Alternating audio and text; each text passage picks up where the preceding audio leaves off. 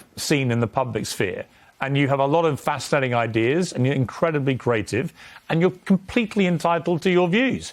But I'm entitled to mine, and I think we've had some really interesting exchanges, actually. I want to just talk to you quickly before we finish about your kids and about you as a father.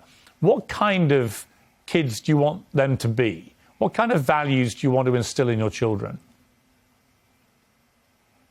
I want my kids to finish their education. I know that my album was called The College Dropout, but when I look at the way, you know, just like you said, your kids are in the University of Chicago, we need the education. That's another thing to be jealous about. You know, the Muslims have the Quran, right? And Jewish people also have their holy books, but they have the education. And once we have the education, and we have the strong black minds, we need to pull them together. There hasn't been end-to-end black-owned communities since Black Wall Street or since the gentrification of Harlem. Like I have this tech company called STEM, right? So I call this guy, and we're working on finishing up elements of the deal, and he's using emotional bullying, and like his shoulders are down, you could tell on the call. And he says, well, because of your comments, we're not going to be able to hire people. It's the people that we need. And I said, well, how many people do we have working for us? He said 60, and we have 40 part-time. I said, well, how many Jewish people do we have? He said, well, I don't know. Well, you have some. And I said, well, do we have black people working for us? He said, yeah. I said, how many? He said, 2. And I said, you're telling me we can't find 60 black engineers? Well, yeah. And see, that's where that comment that got me into so much trouble forced me to look at myself as the richest black man since Mansa Musa, right, with multiple tech companies. And where am I kicking the tires inside of my own company to ensure that I'm hiring my people? Because Chinese people hire Chinese people, and Jewish people hire Jewish people, and Catholics hire Catholics, right? But with blacks, we'll give our company to Bernard Arnault. We'll give our company to Mark Zuckerberg. We'll give our company away. You know, Kamala is our never again. We're never going to just hand something over just because we like the way this person looks and we have the emotional connection because she was a Delta and my mom was a Delta. She got 96% of the black female vote. You would have thought Drake was running, and we haven't seen her really honestly since. And I want to say something about the left. The left, you guys got to sit with me. Your current administration that these guys put up, they the pot on this one. They should have got Bernie, but Bernie had too much of a conscience. And so you got a guy with no conscience. Instead of getting Bernie Sanders, you guys got Weekend at Bernie's. I won't disagree with you about. I don't disagree with you about President Biden or Kamala Harris, for that matter. Yeah. Let me ask you about someone we haven't mentioned, Vladimir Putin, and what he's been doing in Ukraine. What is your view of that? I do not believe in war, and I believe that there is ways that America could have avoided this war. But Biden has money. Biden has reasons for us to be at war right now for selfish reasons.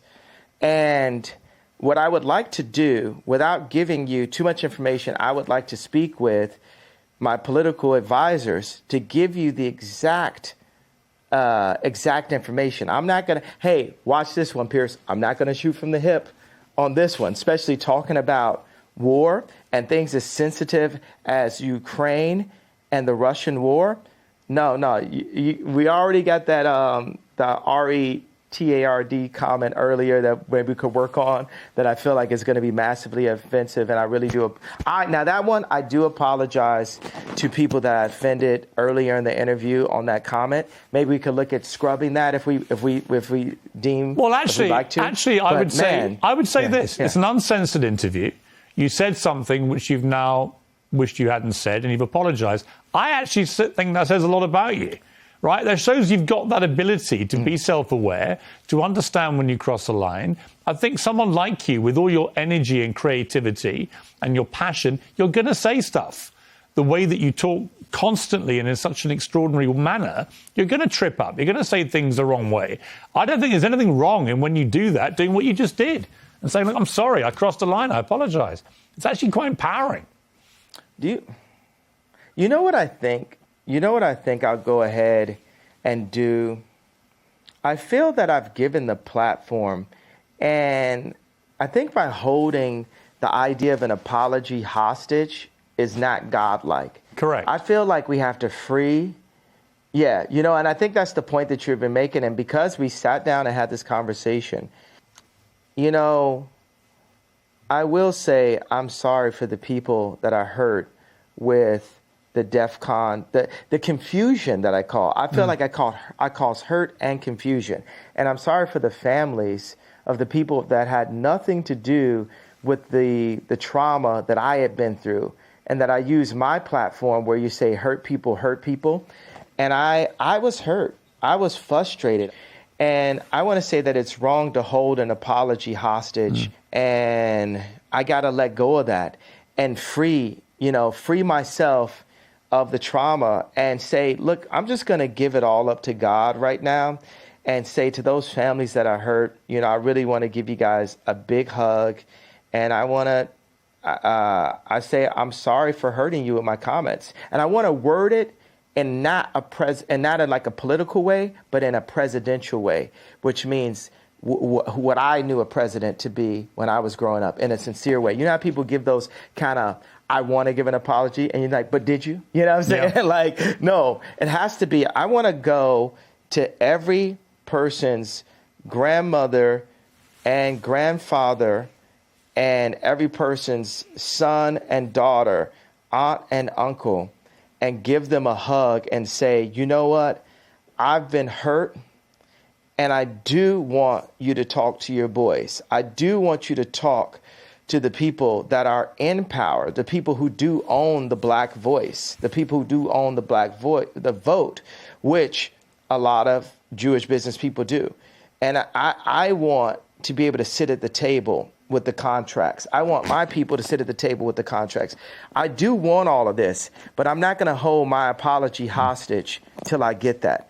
I'm going to start by taking accountability for my actions and the lack of sophistication in my wording. Like I said, I was sleepy, and it was taken in a way that I didn't mean to be taken. It definitely caused some attention. But I don't want the conversation to go away just because I came to you guys and said, I understand how I hurt you, and I'm sorry for the pain that I've caused and the confusion that I caused. Now, that is said, right? But I don't want the conversation to go away, that we are still in a place where these contracts are still my people are still getting screwed. This has to be opened up. And I'm not asking for a promise, but it would be a beautiful world as I release the pain that I've caused and the pain that I have in me, that grudge that I was holding, that you guys, some of you guys, 1, 2 of you guys step up and say, let's look at these contracts. Let's make it not be a known fact that the music industry is treacherous. Let's make because some of my kids do music. I don't want them to step into a treacherous place. I want it to be better for them than it was for me.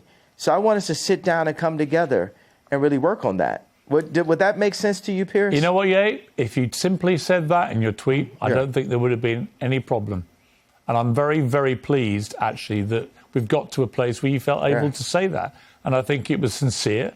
And but we still have a problem. That's my point. No, Pierce. I get it. But what you've now done, you've now explained the context of the problem. And you also issued a sincere apology to people who were rightly offended by the way you phrased what you said. So I think that's a good place to finish the interview.